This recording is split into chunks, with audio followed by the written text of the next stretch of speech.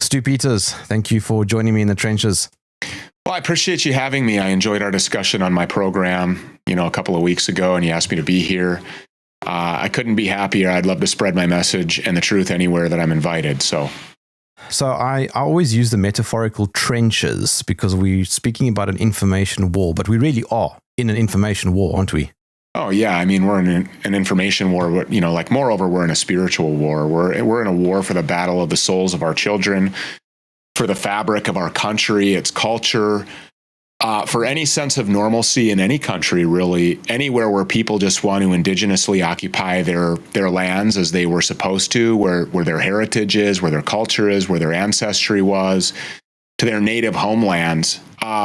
There's targets that are painted on that sense of normalcy. And the crosshairs are directly over the nuclear family. They're directly over moral uprightness, spiritual faith, integrity, values, morals. And then these people, the enemy, they look to subvert that by infiltration, maybe quietly overt attacks, kinetic warfare, bombs, blood, burying people, bioweapons, propaganda, pornography and pedophilia just aired unrelentingly all over every one of your kids' platforms, whether it's Netflix or on Amazon. It's in their schools, it's on their Chromebooks, it's in the school libraries in physical form, brick and mortar, on the bookshelves. So yeah, I mean, this is really an all-encompassing spiritual war that includes an informational aspect to it, which I think is, that's where I'm on the front lines. That's where we fight. We fight in the information war, but also we're very locked in and we're very in tune to the spiritual aspect of all of this, which is, I think, what makes us so effective. And in turn, what makes me and my platform one of the biggest targets of the enemy. So they have a big fat crosshairs right now that they're trying to laser paint on me. But, I'm swift like a ninja. And I make moves out before them, and some of them silently. I think it was Lil Wayne that said, real G's move in silence like lasagna. I do that quite a bit, but also, we use messaging as a way to activate people. And I think that that's what they're the most scared of, is that, we're looking for real assassins, metaphorically speaking, of course, real assassins that really don't care about cancel culture. Because if you're really that worried about being canceled, if you're worried about losing your bank account, I can tell you imminently for all of us, that's coming. If you're worried or concerned about, losing your X presence or your Instagram account or your Facebook or whatever, I can tell you unequivocally, that's happening. That's happening to you. It's going to happen to you. It's imminent. It's inevitable. This is going to happen. And so, if you're worried about these things, why don't we instead focus on the source of this, who it is that's waging this war on you and on your people and on your country and on your culture and on your history? Why don't we instead turn and go on the offensive and say, hey, we see this imminent attack coming, and right now we can use several examples of who's been targeted. I'm one of them. Just use me, for example. Right now it's Stu, but I see this coming my way, so I better engage right now, and all of us better engage, and we better not really care too much or put too much stock in the importance of our online presence on X or Instagram and whether or not we keep our accounts, because what we should be worried about is whether or not our child's, innocence is murdered, whether our child is physically murdered or groomed for rape and molestation. Maybe we should start worrying about the things that actually matter. And I think that's where we're winning right now in the information aspect of the spiritual warfare. When would you say you kind of took your first red pill? When did you have a Damascus moment for the first time? I think it was working as a bounty hunter during George Floyd, because I was there. I was in Minneapolis. I mean, where he died is just blocks away from our studio. I didn't have a studio. At the time, I wasn't thinking about being a podcaster. I wasn't thinking about being an internet personality or a media personality or whatever you want to call what it is that we do. I wasn't expecting to be in a war at this level. But, my history was in radio. So when I was 18 years old, I started working for Clear Channel Radio. And, I was an intern when I was like 17 years old. I begged a guy called Tony Fly, who's now on Sirius XM. He's on like the Hits 1 channel. And I was begging him. I literally sat outside of Butler Square, downtown Minneapolis. That's where the old Clear Channel, KDWB studios were. They're not there anymore. They're in some like suburb in some little closet somewhere. It's really bad what's happened to radio, actually. Radio's gone away. But then there was like this nostalgic, it was very important. FM radio was very important because it wasn't just like contemporary hits radio or CHR format radio or pop or rock or alternative or whatever. The jock, the personality actually had a lot to do with, the direction of the messaging, whether or not he could make a girl laugh while she's on the phone and then perfectly punch that timeline to go into the commercial break or coming out of it and into a song.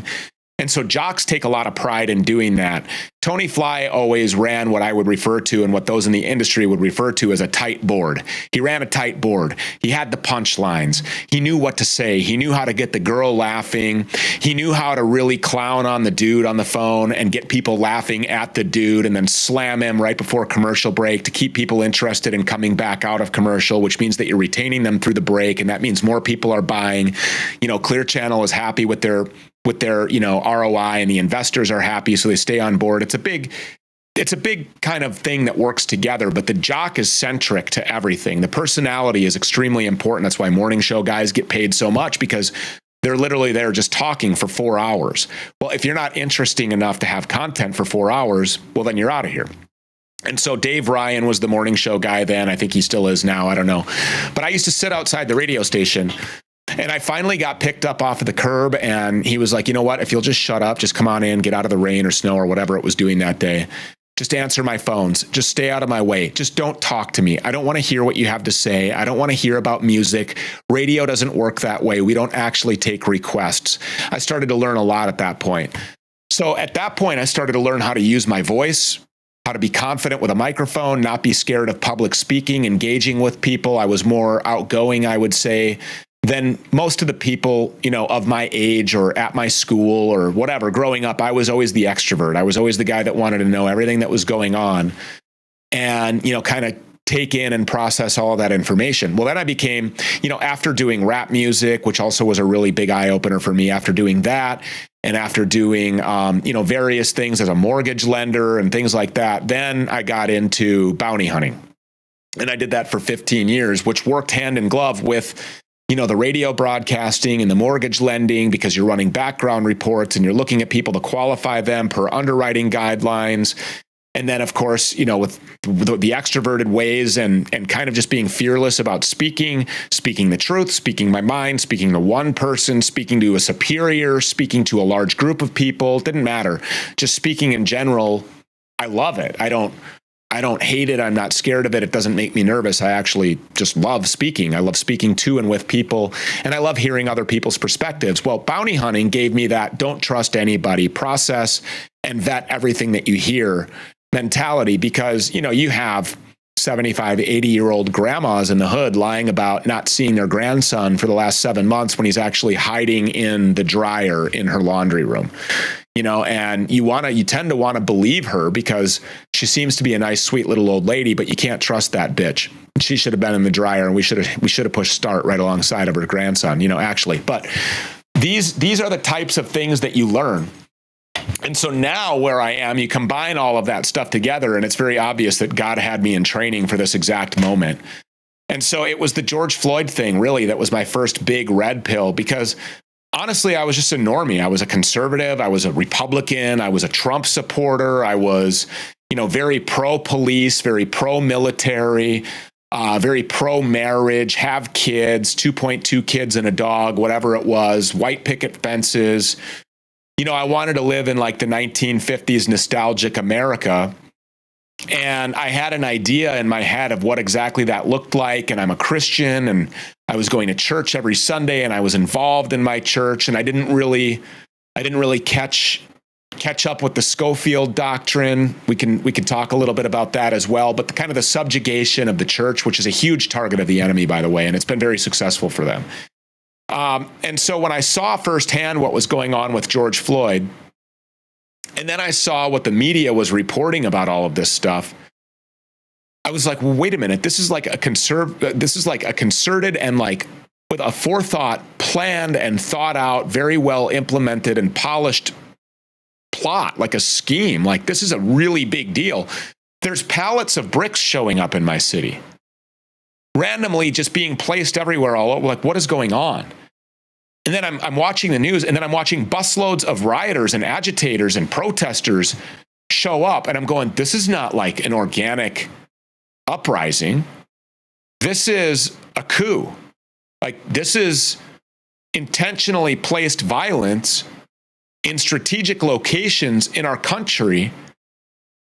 And the press, from the local press affiliates to, you know, the mainstream cable news broadcast and major news networks, are all parroting the same exact things almost verbatim. And it didn't matter if you were watching CNN or the Fox News channel, if you were a conservative or a liberal, a Republican or a Democrat. None of that mattered suddenly. They were all saying the exact same thing. And all of it was completely false and fabricated. So I think that was my biggest red pill right away. And then I just kind of started, you know, like telling the truth to an audience of 7 people on Facebook, and it blew up and it turned into whatever, the Stu Peters show. And then along came COVID, of course, this novel coronavirus that nobody knew anything about. Chinamen were dropping dead. You learn that's all fake lies, propaganda videos. You know, they're just like keeling over in the street. And I'm like, hold on a second. A bat did not have sex with a pangolin and take a shit over some soup at a wet market. There's a lot more to this. And that's kind of where I guess you would say the explosion of prominence on the media landscape kind of took place. That's where, you know, people started to, like, Stu Peters became more of a household name.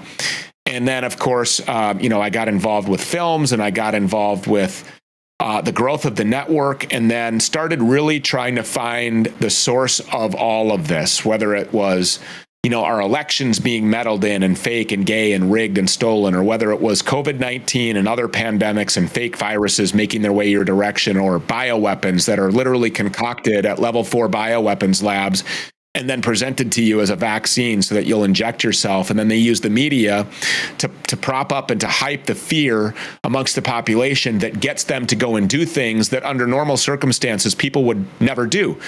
But fear is the one emotion. Fear is the one energy, along with sex. Sexual energy is right up there, maybe even more so than fear, that will drive people to do things that normally they would never do. And that's why you have these easily blackmailed, compromised, pedophilic, you know, like lawmakers in our government, because they use sex, that energy, to target them.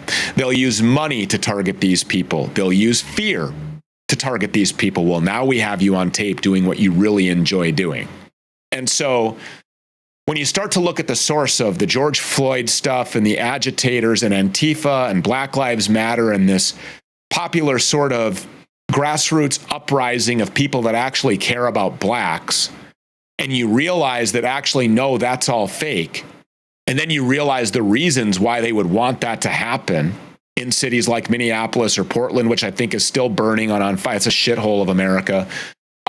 You know, Detroit, Philly, like all of these places, it's really important to have everything on fire, and women being raped and people being assassinated and cops being targeted for murder just because they were cops, and like just complete and like the defund movement was really big as well. You know, like, we're going to take money away from those that we charge with protecting you, but we will leave specialized units available in June to protect sodomites and pedophiles who are marching up and down your street half naked, rubbing their genitals in your kid's face.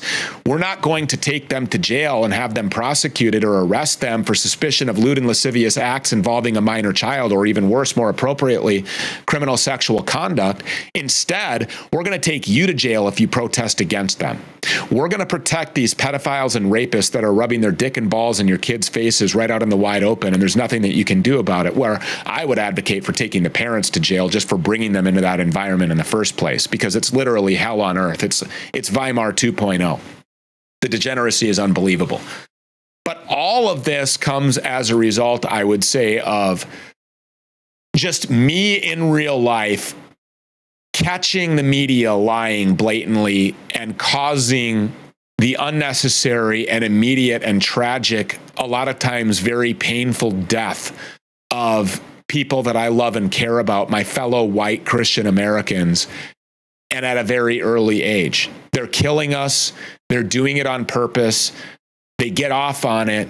They get paid to do it. They sell out their own souls for dirt cheap, and then they put ours on the auction block and think that they are the arbiters of who gets to live today and who should die. And so that's why I'm in full-on war mode. You said earlier that rap was an eye-opener. Yeah. What do you mean by that?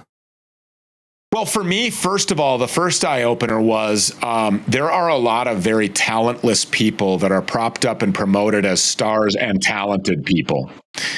And their lyrics are garbage and their flow is BS. And, just speaking of rap here, but singers too. I mean, you get people that can't even sing and they use auto tune.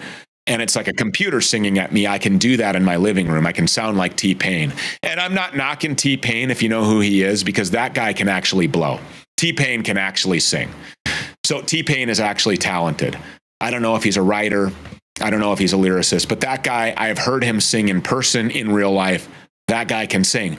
But you have all these other like rappers and singers that are using computer programs like Pro Tools, and they can make themselves sound fantastic, which is why actually, and everybody can relate to this because you've been to a concert where you're like, ugh, that was my favorite artist, but you go there and you listen to him and you're like, damn, I don't know if it was the audio, I don't know if it was the building, I don't know if it was the acoustics, but something about this was really terrible and they're actually garbage. They're not good performers. They're out of breath. They can't climb the speakers like you see them doing in music videos. This is all fake and gay as well. So I think my first awakening just in the music industry in general was that these people are very talentless. And then the record label will stack you up against these talentless people, these fame seekers who are very easily manipulated and controlled because they are lured again by sex and money and drugs and alcohol and all of the sinful addictions of the West. And they'll take these people, and if they are moldable, meaning that if they will do exactly what it is that Def Jam or Capitol Records or Elektra or any of these other various record labels want them to do, want them to say, want them to write, the way that they want to sing it, how they want them to perform, what they should say in public, if they will do all of those things in exchange for recoupable money, which means the money isn't even yours, it actually belongs to the label. The big house that the rapper lives in, that's not his, that belongs to Def Jam. All the jewelry that the rapper is wearing, that doesn't belong to him, that belongs to Live Nation. All of the cash that the rapper is throwing around, that's owed to the record label. So literally, he sold his soul and doesn't even have rights to his own likeness or name. Can't go now out and using his own name to earn a living anywhere else because Def Jam or Live Nation or Elektra or Capitol or Universal, whoever it is, Sony Music Group, they all make their money first. They recoup 100% of their investments. Well, their investments include the cash upfront advances. The investments include every line item on their contract. The investments include the houses and the cars and the jewelry and all of that stuff. So you're paying all of that stuff back while you're getting quote unquote nigger rich because these guys don't care. They're rich right now in the moment, not looking with a forethought at the future. They don't care about planning for a family and having grandkids or leaving a legacy. They care about being rich right now and flaunting it on television. They believe in being rich right now and going to the nightclub and smoking their weed and blowing it in the air. They care right now about having sex with that girl or whatever girl that they choose. They care about driving fast. They care about screaming at cops. They care about having a bad boy image. And then that ends up, it ends them up, under the care of somebody like Diddy, who we all know was run by Clive Davis, who we all know Bad Boy Records and this whole Clive Davis deal was deeply entrenched and tied to Israeli operatives like Mossad and Jeffrey Epstein. It's the same playbook over and over again. Now, for me in the music industry, I never got to that level. Full disclosure, I was invited to a Diddy white party. That's what they used to call them in the day, these freak-offs that we're now hearing so much about. I think that back in the day, they called them a white party. Everybody all wore white. That's what you wore. You wore all white. And I was invited to one of these. I was actually in, where was I? I was in Fort Lauderdale because I was with Plies. This was a rapper that was coming up that actually did a song with T-Pain against Plies' wishes. He didn't want to do one, but the label made him do one because they wanted him to be more mainstream. And Plies was actually, as retarded as he sounds like a monkey in an orangutan, he actually had good words. You just couldn't understand what was coming out of his mouth because he was putting on this ghetto front. But I was there opening for somebody. Plies was there. T-Pain was like on his way to or was in an adjacent room at the studio. I've been in the studio with guys like Suge Knight before. That's a whole nother story. Corrupt, DMX, Ludacris, Jay-Z, Redman, Method Man, all these people. I've been in the studio with these people.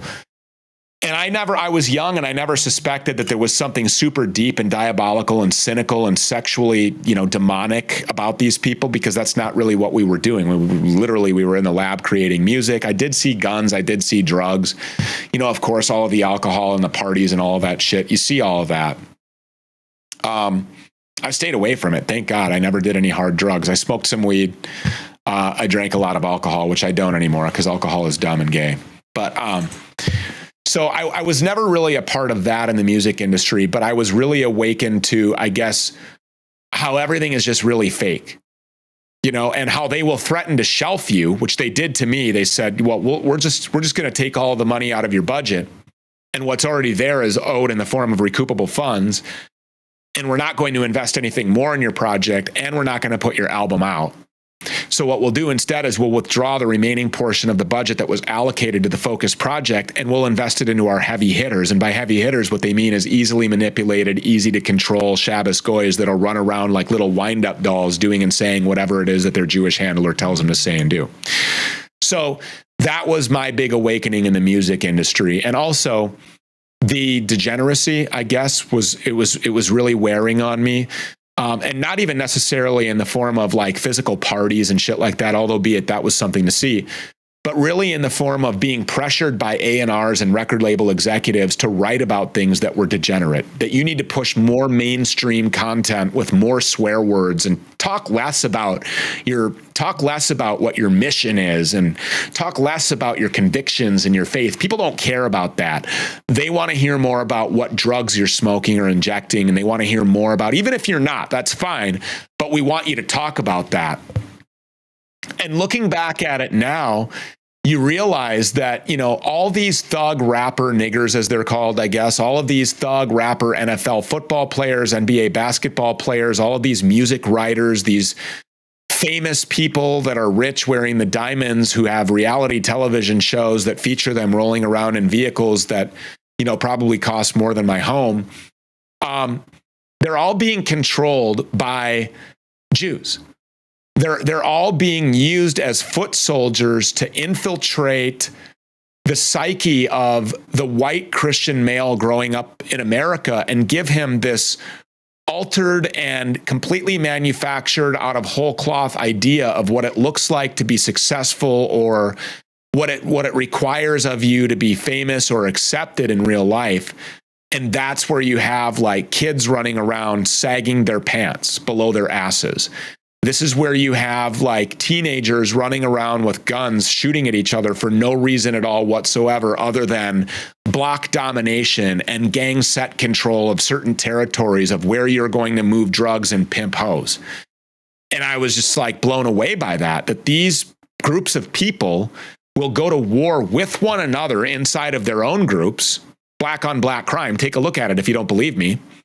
And then we'll go outside of their own ethnic or religious or spiritual or gang set affiliations or record labels or whatever faction of their tribe they're in. So like you have all blacks, and then you have factions of blacks, because these blacks will war with each other.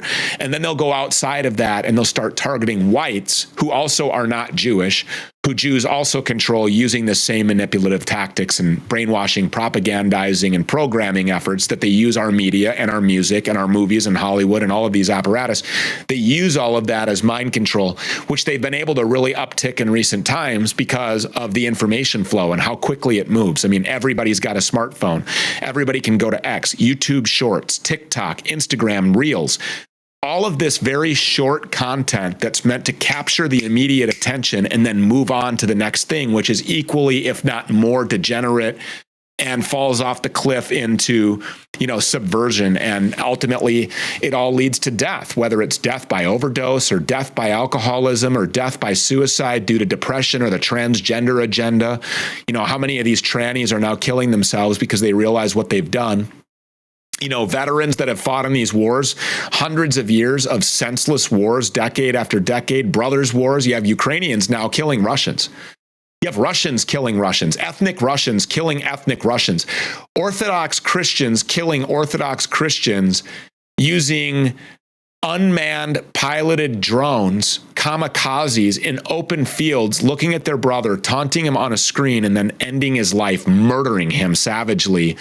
And then these videos uploaded to social media where people can watch them in real time in 4K like it's a video game. Same as how you're watching the genocide and ethnic cleansing and the mass murder of hundreds of thousands of innocent women and children in Gaza, in Lebanon, in the West Bank, in Syria, all of those years in Iraq and Afghanistan, Fallujah, people, Marines cutting people, their entire family to pieces with bullet spray, murdering their dogs, anything with a pulse. General Mad Dog Mattis said had to die. And we all cheered it on. We all cheered it on because we were conservatives. We all cheered it on because we were Republicans, and we weren't going to put up with this bullshit from these sand niggers, right? Toby Keith wrote a song about dropping a bomb. We'll put a boot in your ass. That's the American way. We're going to go to war. George Bush stood there at Ground Zero and told the whole world about how all these people would hear from all of us very soon. We were told that we had to bring the fight to them before they brought it to American soil, which apparently they already had because our towers just fell and nobody was paying attention to that little building 7 over there. These things were just dustified. So apparently they'd already brought that attack, but needless to say, nobody cared. They wanted retaliation. They wanted redemption. They wanted justice, and they didn't care what it took. And so they went and signed up. Mass droves of people went and signed up to be enlisted in the Army and the Navy and the Air Force and the Marine Corps and the Coast Guard and Space Force and all of this other. People went and they just were like flooding the recruitment lines. You could not keep people at high school. They were leaving early to go and enlist. You had people cheering on this war effort.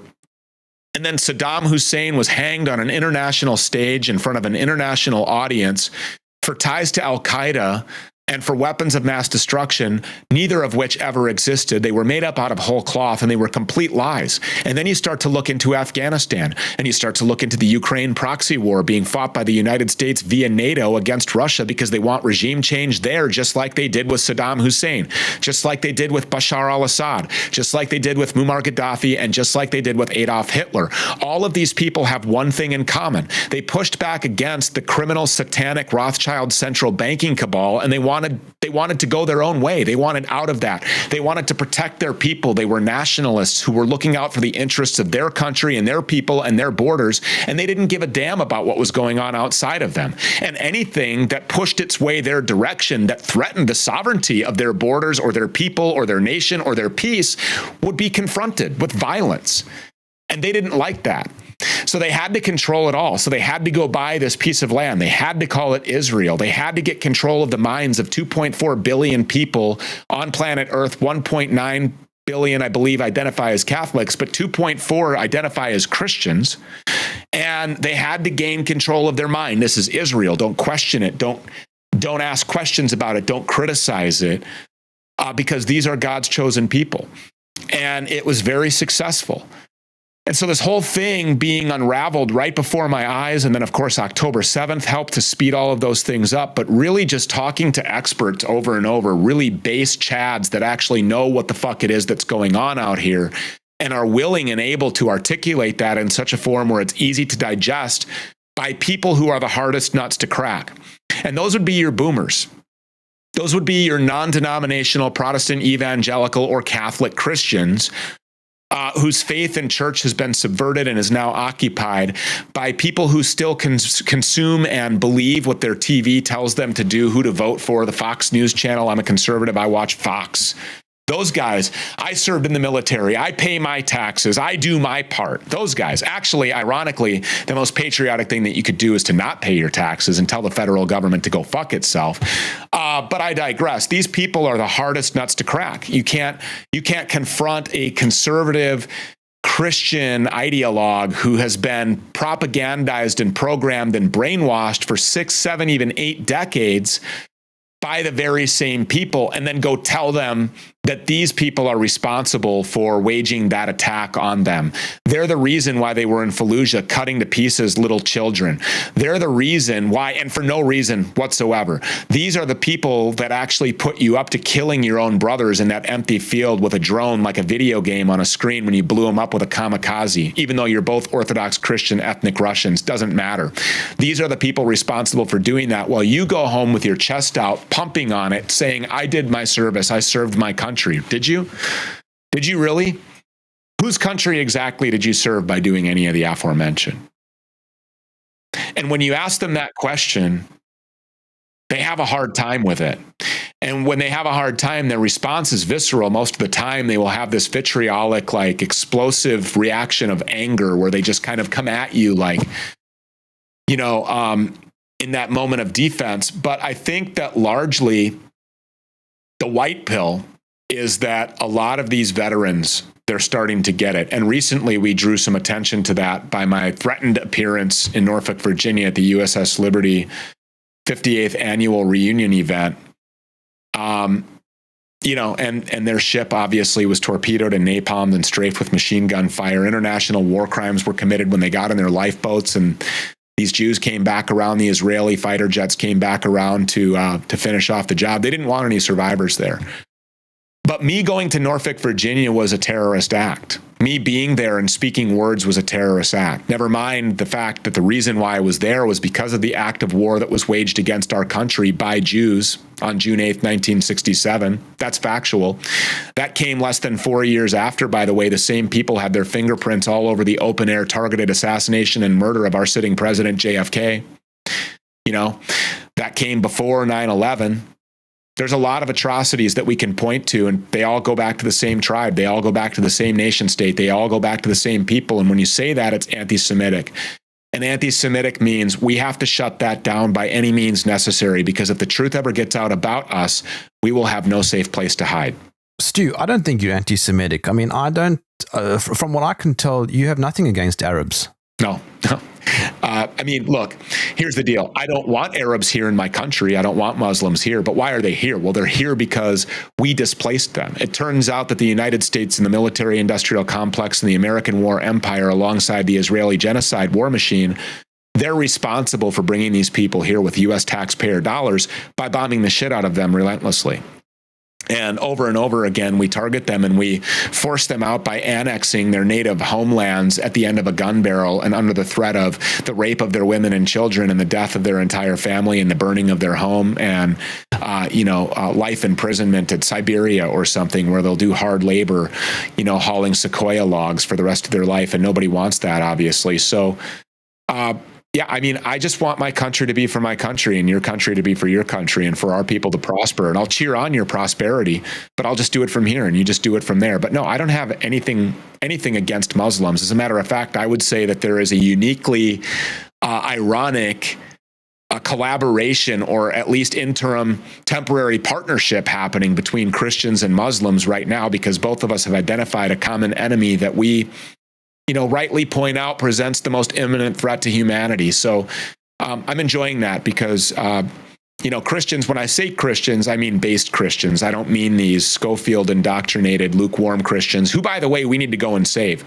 eventually. We don't have time for that right now, but we need to openly declare war on these fake teachers, these pastors like Greg Locke, these people like John Hagee and Jack Hibbs. We need to declare war on these people, and then we need to come for their flocks after these fake pastors are exposed.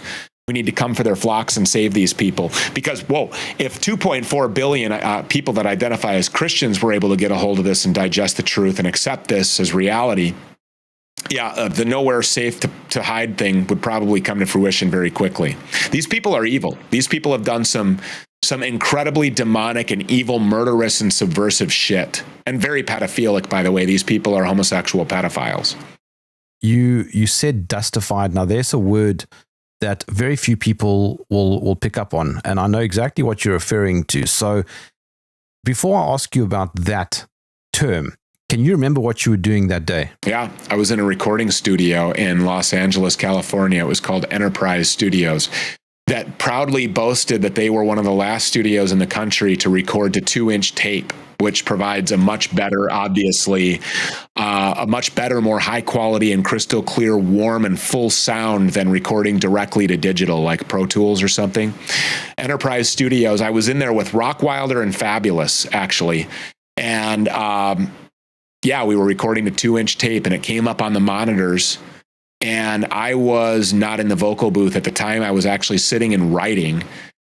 And there were some engineers working. And I looked up, and there's one of our Trade Center towers on fire on the opposite coast. And then there was breaking news coming out of LA And the news out of LA was that, look, the attack is probably coming here. Our country is under attack. Every major city, high alerts, all of this stuff. And I'm glued to what's happening in New York. So yeah, I will never forget what happened on that day, where I was, the events of that day. As for me personally, I'll never probably fully understand the reality of what occurred that day. I know who did it. I know who's responsible for it. I know why. But there's a lot of intricacies there and a lot of open questions like, did this person really know that? Did George Bush really know that he was actually a mass murderer carrying out, an act of war on his own soil against his people? Or was he just told, you're going to be here reading these books to these kids? The whole whisper scene that's very famous of the whispering in the ear in front of the kids and the look on George Bush's face, the painting and the image of him playing with the airplanes, the paper airplanes and things like that. All of this stuff is very, very dark and demonic. And there's this predictive programming that takes place, which is very obvious. Are we really not talking about the fact that The Simpsons, many, many years before it actually happened, had Donald Trump depicted in that same suit with that same tie coming down that same escalator and announcing that he was going to run for president? Are we really discounting that as, well, some kind of QAnon conspiracy theory? How can you? Because it happened. It actually happened. And we all watched it. Why isn't that a conversation that people are having? So when you see things like this happening in movies now, and when you look at The Matrix, for example, which is clearly not a film, it was a documentary. And when you look at these things that are happening and predictive policing, I forget the name of that movie, The Minority Report. And you have, predictive information that you can gather on people because you have chips in their brains. Well, then along comes Neuralink. And then who's propping up Neuralink? Well, this guy who we're all told is the inventor or the mind behind Neuralink that's going to put a chip in your brain. But you're not going to question that because it's Elon Musk. And Elon Musk is a thought leader and a champion. And he's also friends with Donald Trump, who you're never going to question either, by the way. So there's this very, very intricately detailed, very well methodically planned out kind of orchestrated war on humanity that is taking place right now. And if you're a Gentile, if you're a non-Jew, you're a target of that apparatus. You're a target of that war. And as far as the justification is concerned, what is it that you wanted me to clarify? Why did you say that? Well, very few people, because that's what happened. Very few people will have picked up on it. Because, yeah, that's the truth. Justification is what happened to those towers. Justification is what happens to anything that's hit by a directed energy weapon, for example. It can happen in various different ways. But for anybody who still believes Hawaii, Maui, Lahaina, this is very valuable real estate. This is very valuable land. The wildfires, where do they take place? Hurricane Helene, what's there? The country's or the world's largest lithium deposit? Who went swooping in to gather control of those rare minerals in that lithium deposit? BlackRock, who are they? Larry Fink, who is he? Who are they? They're Jews. They're Israel. They're based and headquartered on Rothschild Boulevard in Tel Aviv. They're a private equity firm that owns more land in the United States than the CCP that Alex Jones tells you that you should be deathly afraid of taking over our country and occupying our government. Excuse me, Alex, but when I look around, I don't see an overrepresentation of Chinamen in our government, okay?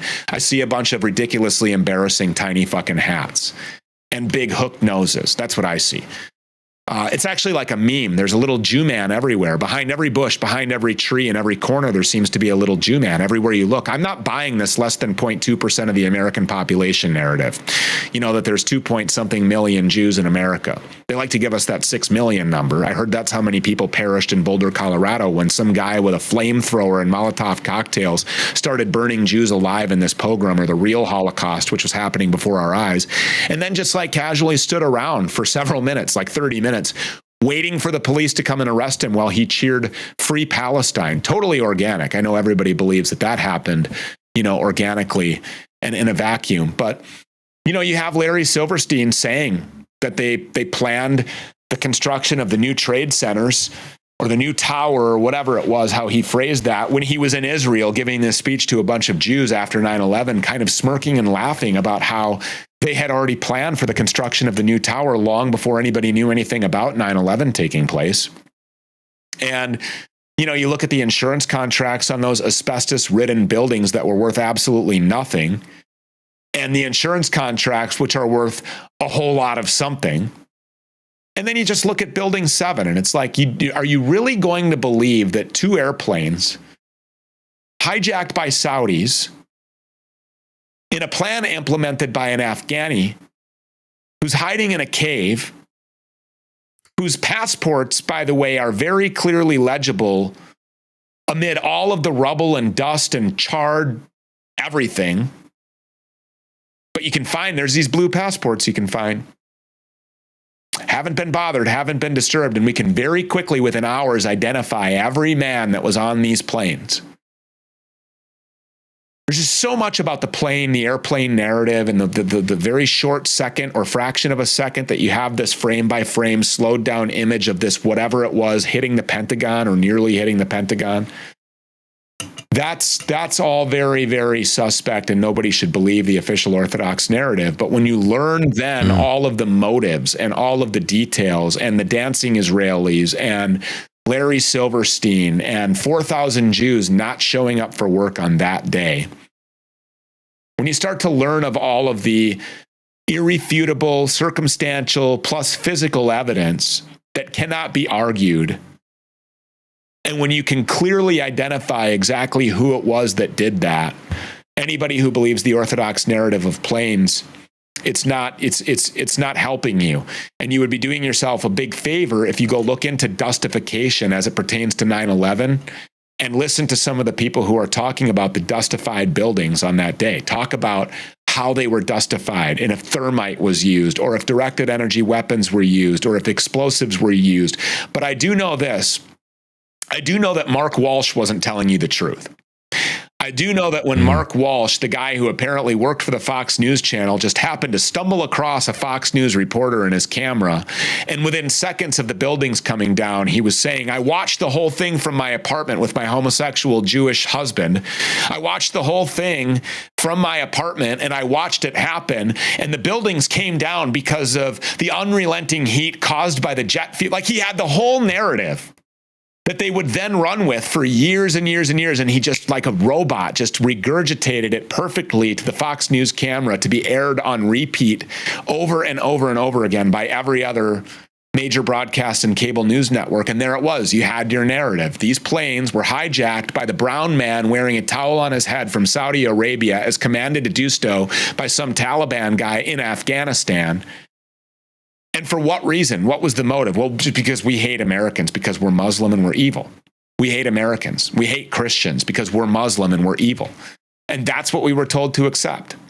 And then you had the whole propaganda campaign throughout Hollywood and through the media and through entertainment and sitcoms and Seinfeld and like all of the usual suspects. So when you look back at it, knowing what I now know, it's frustrating because for so many years, I did not know that, even though it was right in front of my face. And I consider myself to be a pretty highly educated guy, or at least not even highly educated as per the system is concerned. But, a high IQ guy that's a quick study, that quickly processes information. And I'm kind of got a working bullshit meter that's always on full red. And I'm a kind of a human walking lie detector test. And my discernment is like on red alert at all times. So I think that I was really disappointed in myself, and I'm very frustrated now because I sit here knowing what I know, and I tell millions of people every day what I know, and then yet people will turn around and attack me as I'm trying to save them. People will turn around and call me a bigot and a racist, and I'm an anti-Semitic conspiracy theorist, and I'm a radical extremist, dangerous individual who hates women and hates blacks and hates Muslims and hates Jews and hates everybody. And nobody should listen to me. And that's what these people, that's what they're out here saying, when really, in fact, all I have ever done since this platform launched, ordained by God, is try to save lives. Particularly, I get very, very involved when it comes to saving the lives and protecting the lives of children. You put your hands on our kids, you touch our kids, we kill you. That's my mantra. That's what I will say till they take me to jail for saying it. You touch our kids, we kill you. I think that's a hill that everybody should be able to die on. And it shouldn't matter if you're a Muslim or a Christian. It shouldn't matter if you're black or white or brown or Indian. It shouldn't matter if you're a Republican or a Democrat. You touch our kids, we kill you. Everybody should be interested in protecting our kids, except for the people who would push back on that narrative. And we know who those people are. Well, this entire conversation, Stu, so far has been about the information war. How do we win it? I think we are winning it. I think hands down we're winning it. I think that the conversation is indicative of that. If you go and you look on X right now, if you go and you look on the comment sections on Instagram, if you go to Facebook and take a look around, if you go to any of these mainstream platforms that I'm banned or suppressed on, if you go to Rumble, if you go to YouTube, if you just watch the live stream comments, if you look at the chats, if you look in real life at Dave Portnoy's bar in Philadelphia, you'll see signs. Everywhere you look, people are having conversations that just a year ago you would not imagine them having, and they're having them at warp speed and right out in the wide open and at their places of work and in their businesses and in the streets and in bars and at their churches and in their social groups and at their wine tasting clubs. I mean, it's just everywhere. I'm having these conversations at marinas. I'm having these conversations on the golf course. I sponsored this golf tournament that my kid was involved with. And I'm on the golf course and I'm hearing from another one of these dads. You know, I'm hearing it in salons where there's like boomer aged females that are chatterboxes gossiping all day long. And as I stroll through to buy a gift card for my lady to get a massage, I'm being pulled aside and this woman is like 58 years old and she's like, "Oh my God, how about these fucking Jews?" And I'm just looking at her like, I cannot believe that this is happening. So I think that there's a lack of understanding. I think that there's a need for a broader, more in-depth conversation to continue and more education to take place. But my job here is to make people aware at the surface level so that they can then go and do their own research. That's my job. I'm not asking you to believe everything I say. I don't want to be the arbiter of everything that's right, the arbiter of truth and false, or the arbiter of life and death. I'm not God. But I am a leader, and it's my job to show you the truth. It's my job to tell you the truth, and it's my job to be as probably diplomatically and politically incorrect as possible, because I'm not going to placate my audience to their feelings. They should be shocked that this is happening. You should be upset that this is going on. And so I think that we win by putting pressure on those that claim to be in some sort of a truth-telling position in their capacity, whatever it is, whether it's Alex Jones at InfoWars. We continue to clown him and expose him every time he lies overtly to protect subversives. You know, we go after people and hold them accountable. People who will feel the pressure, you know, people who will understand and actually care if their name has the word integrity attached to it or not. These people are still around, but they're just scared.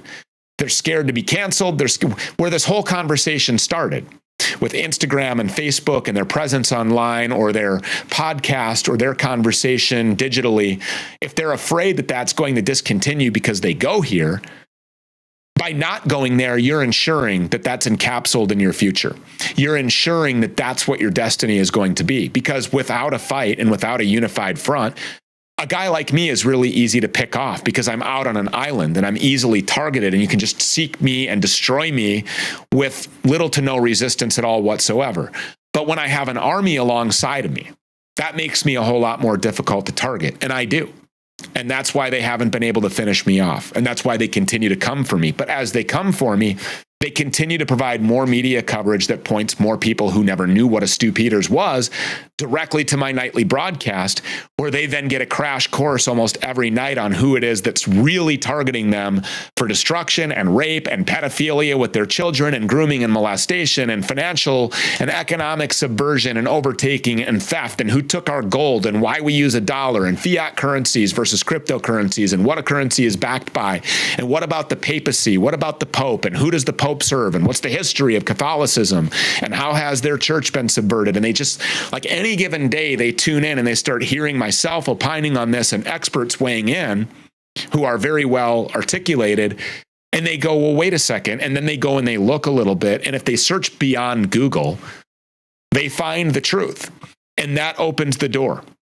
And stories like the USS Liberty is a really good one that I have found for veterans specifically, because veterans don't know that. They're not taught that in Norfolk, Virginia, when they're going through naval school. They're not taught about who targeted the USS Liberty. They hear about other ships being attacked, but not the Liberty.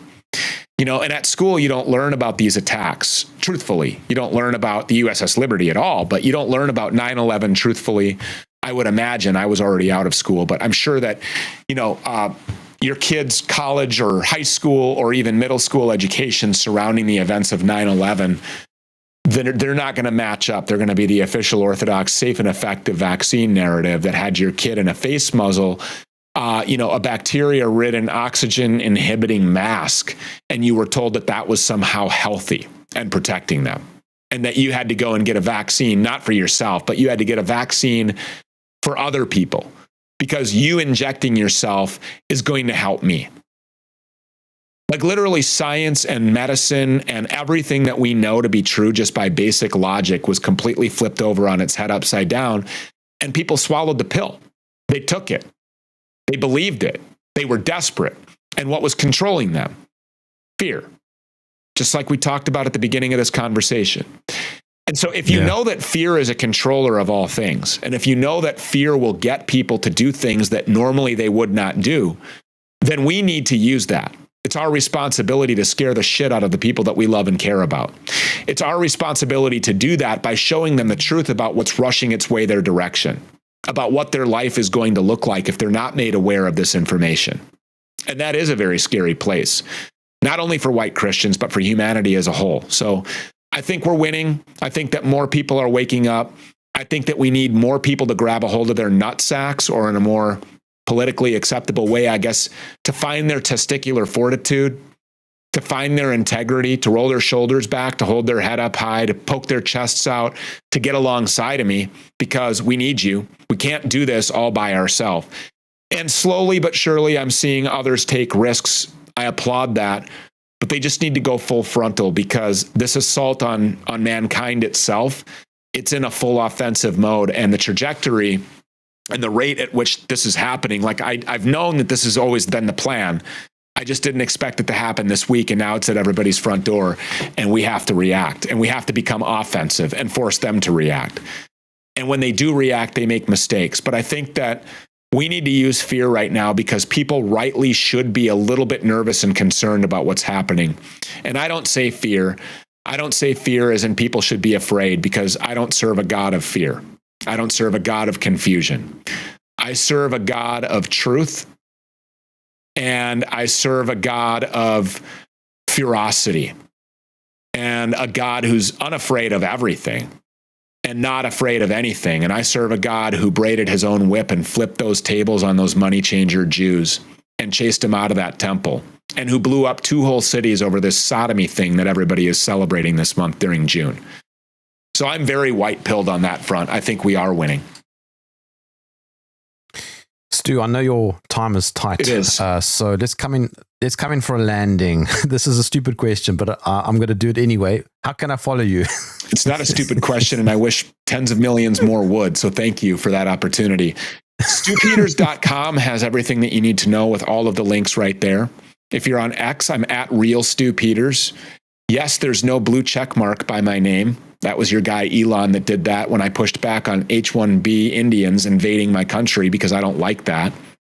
He disagrees, so he told me I could go fuck myself in the face out loud, as well as millions of others that are in opposition to the H-1B nonsense. He told you could go fuck yourself in the face.